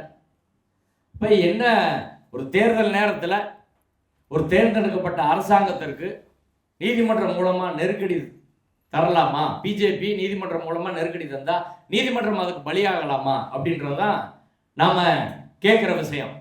இப்போ இந்த தீர்ப்பு மொத்தமாக விசாரணை, கண்டெம்ட் எல்லாமே முறைகேடான முறையில் நடந்திருக்கு அப்படின்றதான் முக்கியமான விஷயம். மற்ற சில விஷயங்களை சுருக்கமாக சொல்லி நான் முடிச்சிடுறேன். அடுத்து இன்னைக்கு அதிமுக ஒரு தீர்மானம் போட்டிருக்காங்க. திருப்பரங்குன்ற விஷயத்துல எடப்பாடி அவர்கள் தீர்மானம், திமுக அரசின் செயலை கண்டிக்கிறோன்னு. எனக்கு தெரிஞ்ச உலகத்துல அவங்க கட்சி தலைவரை கண்டிச்சாலும் பரவாயில்லை, தன்னையே கண்டிச்சுக்கிற ஒரு ஆள் எடப்பாடி தான். எப்படின்னா 2014 தீர்ப்பு வரும்போது அம்மையார் ஜெயலலிதா தான் போலீஸ் மினிஸ்டர். அவங்க எடுத்த முடிவு தான் உச்சி பிள்ளையார் கோயில் தான் நாங்கள் ஏற்றுவோம், வேற இடத்துல மாற்ற மாட்டோம் அப்படின்னு அவங்க தான் சொல்லியிருக்காங்க. அவங்க தான் இன்னைக்கு போலீஸ் மினிஸ்டர். சந்தேகம் இருக்கா? போலீஸ் டிபார்ட்மெண்ட் அவங்ககிட்ட தானே இருந்துச்சு.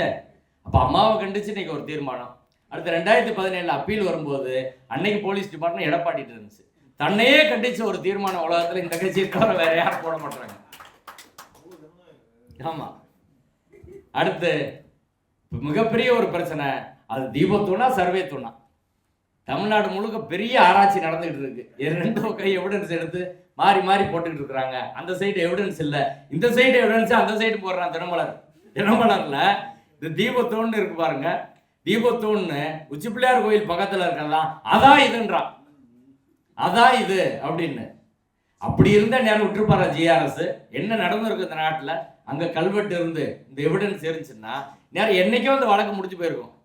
ஒண்ணுமே இல்லாத வழக்கை தான் கொஞ்சம் கொஞ்சமா டெவலப் பண்ணி இந்த முன்னணி இந்த பிரச்சனையை தொடங்கினது 1990களில்.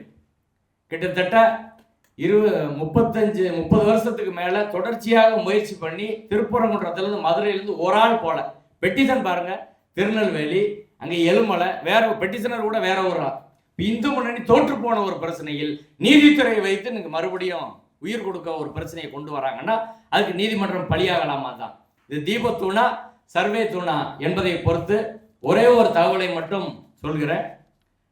அப்துல் ஜப்பார்ன்றவர் 18/1/2022 சர்வே ஆஃப் இந்தியா இண்டஸ்ட்ரி அந்த டிபார்ட்மெண்ட்டுக்கு சிக்கந்தர் தர்காவில் மலை உச்சியில் இருக்கக்கூடிய ஜிடி ஸ்டேஷன் நிறுவப்பட்ட தகவல் தந்து உதவுமாறு கேட்டுக்கொள்கிறேன்னு சொல்லிட்டு 1வது தகவல் அந்த ஜிடி ஸ்டேஷன் எந்த ஆண்டு நிறுவப்பட்டது, தகவல் 2 எத்தனை இருக்குன்னு கேட்குறாங்க.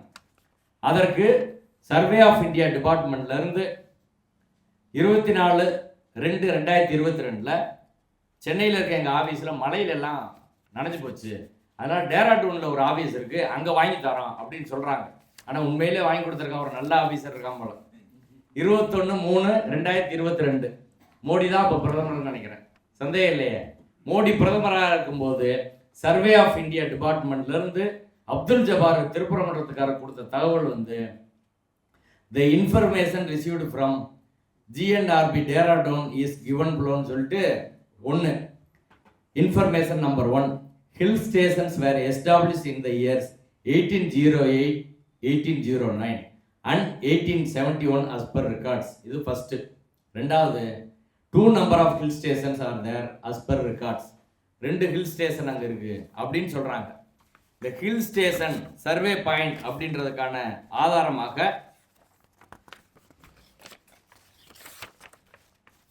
இது இருக்கு பாருங்க, இதான் ஒரு ஹில் ஸ்டேஷன் சர்வே பாயிண்ட். அடுத்து இன்னொன்று உடஞ்சிருச்சு, அதற்கு கீழே இருக்க இந்த மார்க் தான் இன்னொன்று. இதை ஒரு தடவை இங்கே பிரச்சனை பண்ணி ஆர்டிஓ போய் ஆய்வு பண்ணுறாங்க.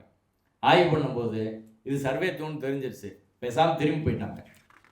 அதற்கு ஆதாரமாக கூடுதல் ஆதாரமாக இவர் கேட்ட ஆர்டிஐ தவிர 1899 ஒரு ஆவணம் இருக்குது, சோசியல் மீடியாவில் எல்லாரும் பார்த்துருப்பீங்க. அதில் name of station or point அப்படின்னு போட்டு டிஸ்கிரிப்ஷனில் போட்டிருக்கிறாங்க, லாங்கிடியூட் லேட்டிடியூட் ஹைட்டு எல்லாத்தையும் போட்டிருக்கிறாங்க. அதில் சிக்கந்தர் மலை நம்பர் 1 அப்படின்றதுல 50 yards of the mosque on the top of the hill 1871. இது சிக்கந்தர் மலையில் இருக்கக்கூடிய அந்த பகுதியை மட்டும், சிக்கந்தர் தர்கா இருக்கக்கூடிய பகுதியை சிக்கந்தர் மலை, மீது திருப்பரங்குன்ற மலைன்னு அப்போ உள்ள ரெக்கார்டில் இருந்திருக்கு. அதில் முதல் ஸ்டேஷன் இது. 2வது சிக்கந்தர் மலை நம்பர் 2ன்றதுல a well-known rocky hill about 53 yards in Sikandar மலை.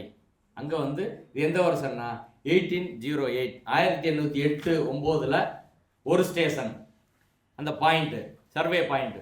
இன்னொன்று 2வது பாயிண்ட்டு 1871 சொல்லி அன்னைக்கெல்லாம் வெள்ளக்காரன் வந்து தப்பாக கொடுத்துருக்க வாய்ப்பே கிடையாது. இந்த பிரச்சனைலாம் எதிர்பார்த்துருக்க மாட்டாங்க. மோடியே இன்னைக்கு கரெக்டாக கொடுத்துருக்காரு, வெள்ளக்காரனும் கரெக்டாக கொடுத்துருக்காங்க. இப்படி ஏதாவது ஆவணத்தை அவங்க கொடுக்க சொல்லணும். தீபத்தூண் என்பதற்கான ஏதாவது ஆவணம் இதெல்லாம் நம்ம பொதுவெளியில் இன்னைக்கு எல்லாமே வந்துருச்சு. இப்போ இந்த கல் என்பது முழுக்க முழுக்க சர்வே கல் என்பதற்கு எந்த சந்தேகமும் கிடையாது. கடைசியாக தலைப்பில் ஒரே பாயிண்ட் சொல்லி முடிச்சிடறேன். இது சதின்னு ஏன் சொல்கிறோம் அப்படின்னா, நீங்கள் எல்லாரும் போய் பாருங்கள், reclaimtemples.comனு ஒரு வெப்சைட் இருக்கு. அதில் தமிழ்நாட்டில் மட்டும் 175 மசூதிகள், ஒரு சர்ச்சு இதெல்லாம் வச்சிருக்கிறாங்க. இந்தியா முழுவதும் 1986 மொத்தம் 1 லட்சத்துக்கு மேலான கோயில்கள் மாற்றப்பட்டதாகவும் இதெல்லாம் திரும்ப மாற்றணுன்றத அந்த வெப்சைட்டில் சொல்லியிருக்கிறாங்க. அதில் ஒரு வீடியோ பேசியிருக்கிறாங்க. அந்த வீடியோ ஹிந்திலையும் இங்கிலீஷ்லையும் கலந்துருக்கு. ரீக்ளைம் டெம்பிள்ஸ் யூடியூப் அதுக்கு பேர். அதில் வந்து அந்த வீடியோவில் சொல்கிறாங்க, ஹிந்து ஃபண்ட் என்று 1000 கோடி ரூபாய் நம்ம வசூல் பண்ணோம். குறிப்பாக தமிழ்நாட்டில் அறநிலைத்துறை கட்டுப்பாட்டில் ஏராளமான நிலங்கள் இருக்குது, அதில் 6000 கோடி வருஷம் வருமானம் வருது. நம்ம 1000 கோடி வசூல் பண்ணி இந்த அறநிலைத்துறையின் கட்டுப்பாட்டில் இருக்கக்கூடிய அதையெல்லாம் விடுவிக்கணும். இதுக்கு பேர் ஹிந்து ஃபண்டுன்னு சொல்லி அந்த யூடியூப்ல இருக்கு. நீங்கள் அந்த வெப்சைட்டில் போய் நீங்கள் உள்ளே கிளிக் பண்ணி பார்த்தீங்கன்னா வீடியோஸ்னே ஒரு தலைப்பு இருக்குது, அதுக்குள்ளே இந்த விவரம் இருக்குது. அதில் அந்த லிஸ்ட்டில் போடுறாங்க எந்தெந்த ரீக்ளைம் பண்ணணுன்றதுல. அதில் மதுரை சிக்கந்தர் தர்கா